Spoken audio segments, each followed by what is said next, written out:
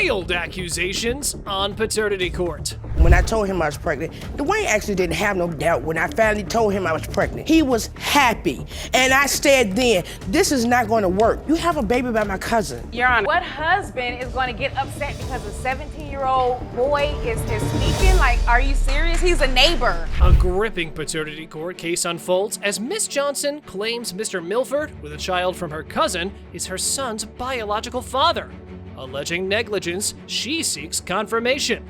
Mr. Milford, citing radiation effects on fertility, disputes. He never came to the hospital when my son was born. Anything I needed for my son, Mr. Milford never provided anything. Mr. Milford only came by to see me. He didn't come see my son. 26 years old? 26 years old. I have 2 sons by Mr. Milford. Your Honor, she never told me she was pregnant. I did. She always told me she had a tumor. I'm sleeping with you. How would you think it's a tumor? She told me she had a tumor. In a jaw-dropping twist, Miss Williams recounts how her pregnancy journey took unexpected turns. Still involved with her ex, they both believe he was the father. She didn't even include Mr. Adams until later, assuming her ex was the parent. But everything changed when she discovered her ex wasn't the father at all. I slept with other people. I did. I said, well, just tell us that man must be the baby daddy. And nobody ever, because that conversation never happened. That never happened. I went on about my business. He come to my house and asked me, could he see his son? When you saw him, did you say, oh wow, that could be my son? No. Amidst the drama, Mr. Milford alleges 3 failed DNA testing attempts, citing his late mother's advice. Further, the defendant fiercely denied any knowledge, focusing on her children in a separate relationship. The courtroom is on edge, with conflicting accounts raising suspense about the shocking truth. You telling me you can't have kids? Why are you trying to do DNA tests if you know for a fact because you shouldn't be telling children them lies like that? Why? Look, Your Honor. Why not? I was still sleeping with Every you. time That's the point. I used to cut them on. Yeah, you cut them on. You never gave me any money to do anything. I mean, that's all and I was do. still sleeping with you then, so what would do you do that for anybody that had children. The tension escalates as an unexpected witness, Miss Shavella Jones, takes the stand. She's Miss Johnson's first cousin, and her shocking revelation leaves everyone stunned. Miss Jones bluntly states she doesn't believe Mr. Milford is Kiaris's father, citing Miss Johnson's history. The courtroom is in shock, and the truth hangs on a precipice. I had a baby by him first. I dated him all the way through school. I don't understand how they even went there. Because Miss Johnson is... my first cousin. Is your first cousin? Correct. Do you believe he's Kiaris's father? Well, no. Amidst escalating tension, Judge Lake intervenes, urging resolution. The drama unfolds as conflicting stories clash.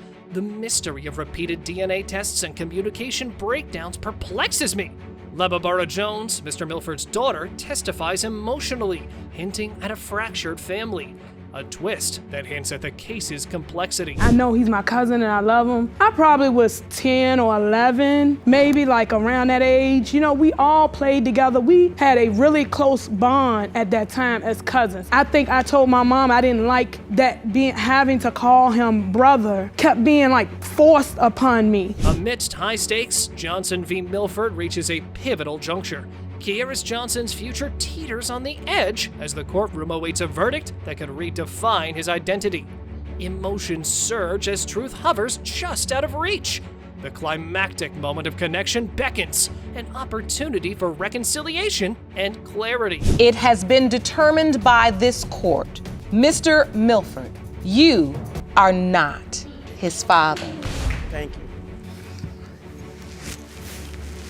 I'm sorry, Kiaris. I'm sorry. I'm sorry, sir. Oh.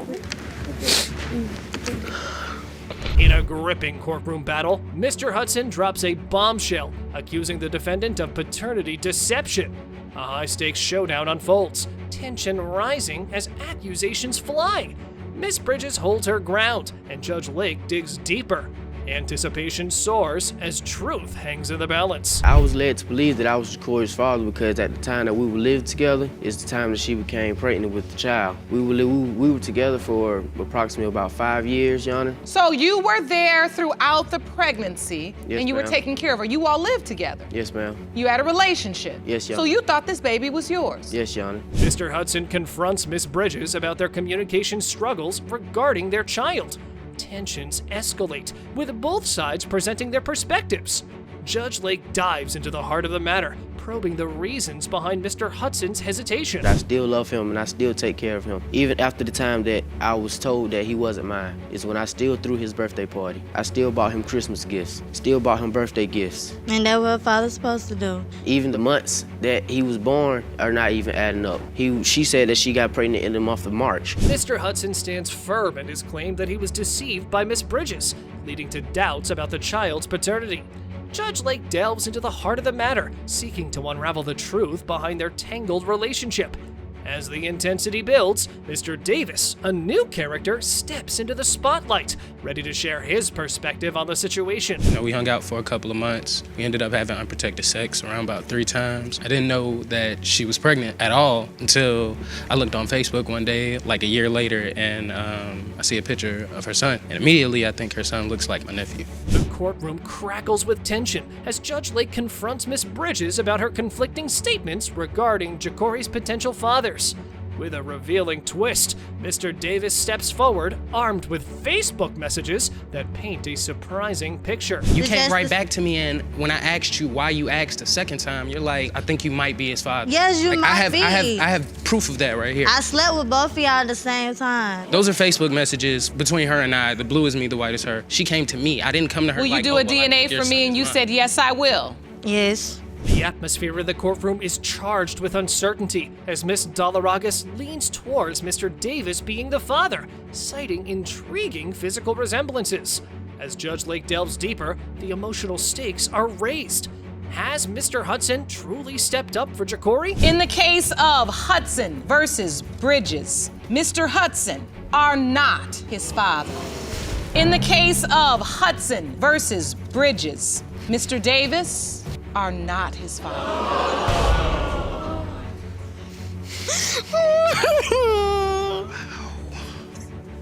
Wild accusations are on the high run as Miss Poyer demands accountability from her son, while Mr. Poyer seeks independence, ready to embrace fatherhood.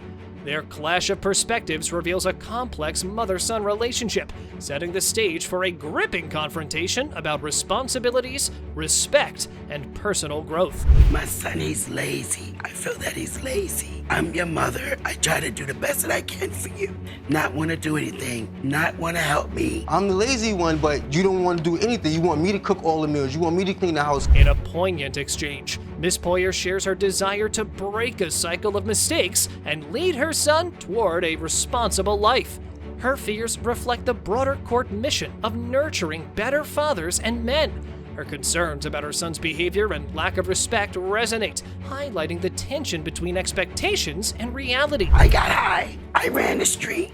But there comes a point in your life is enough. What is he doing wrong? I get up at 5 o'clock in the morning. I get up at 5 o'clock, be in the house at 10 o'clock. No, you want to come in here ringing my doorbell 1 o'clock in the morning. That's disrespectful. The tension in the courtroom thickens as financial disputes come to light.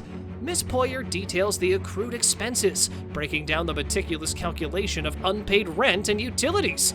Mr. Poyer, however, contests the agreement and defends his contribution. The clash over financial responsibilities exposes differing perspectives on promises made and expectations set. Well, my rent, $1,200. The cable bill is like $159. So within a year, the rent is like $7,000. So that adds up to $8,357.28. I never agreed to pay half of anything. Natasha's concerns about her son's drug use and job prospects reveal a larger issue of responsibility and potential consequences. Ryan argues that not all jobs require drug tests, sparking a humorous exchange with the judge. The spotlight shifts to Ryan's girlfriend, seen by his family as a potential source of influence.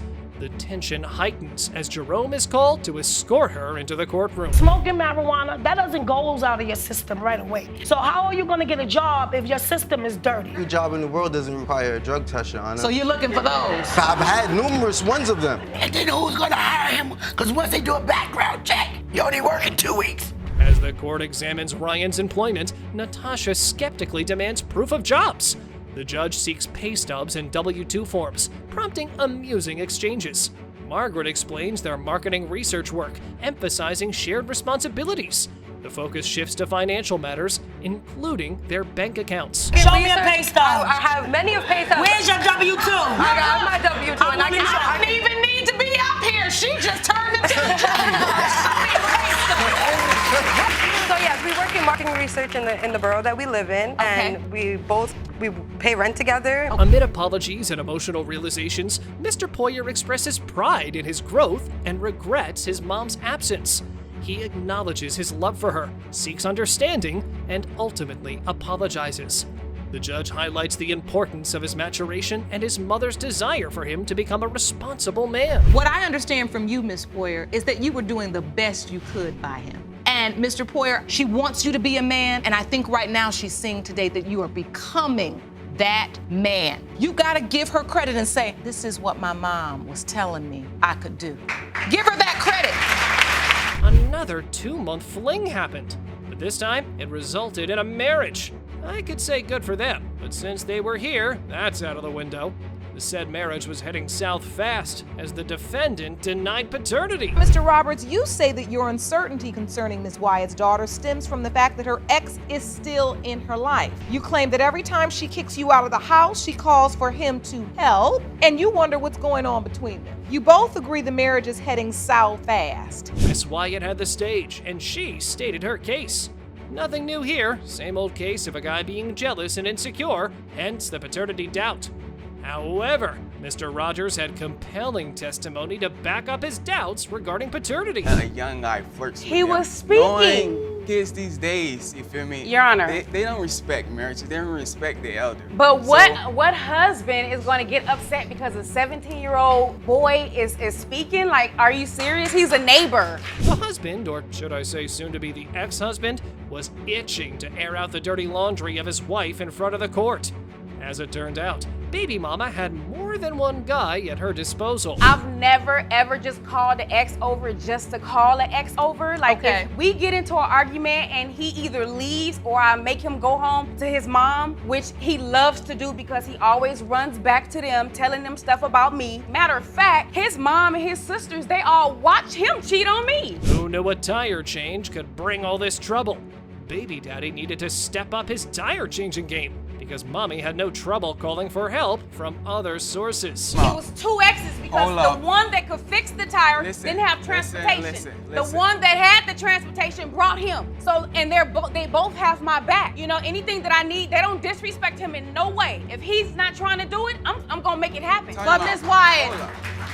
One needs proof to back up their claim, and the defendant had quite a few stories to share. He already had a hard time catching a break with all the exes. And then his best friend came smack dab in the middle as well. He had online profiles. He was talking to women. I've had women contact me saying, are you married to him? Because that's my boyfriend. I'm like, we're married. How is that your boyfriend? I don't know any other way. Honestly, I don't know any other way to let him know how I feel. Uh-oh, by the looks of it, Miss Wyatt had a lot of stuff hidden. That's what happens when you get married after just 2 months of knowing each other. Now, it was all falling apart. Like I said, our marriage is on the verge of divorce. Yeah, I got into a marriage just after 2 months of us, but at the same time, it's going on 3 years, and he's not stepping up to the plate, and I'm getting tired of it. Like, I'm just getting tired. So, yeah, I made the profiles because at some point, I'm gonna move on if he don't tighten up. Presumably, the wife had enough of her husband's antics. She claimed the kids had an okay relationship with their father. Seems about right. But the problem she had with him lay elsewhere, and it was time to go into that detail. I'm a musician, so I try to do little gigs, churches, if he everywhere. really want a job, he'll go out there and work for McDonald's if he have to. If he gotta not flip a lot, burgers but to pay it's the rent, something. then he'll flip them burgers. And whatever I can, I will do it. Next up, we again get clashing narratives from the couple. It was obvious these guys weren't on the same page. And who took the brunt of it? The children, of course. Okay, listen, when she sends me home, it's not like a normal fight. It's like when we fight, it's a big fight. So it's not a fight. I'm gonna call you the next day and say, hey, how you doing? Your Honor, he has other kids, and he doesn't do that. He doesn't do that with them. It's not a fight with them. It's not a big fight with them like that. All these people had a big mouth on them, and the only way to shut them up was to present the DNA results, so they could get their answer. Let's just get this one over with. In the case of Wyatt versus Robert, Mr. Robert, you are her father. Exactly. Exactly. Are you happy? Exactly. Are you ready to get in the game? I think it's obvious Miss Wyatt loves you. She wouldn't have traveled and followed you across the country if she didn't, or got your back.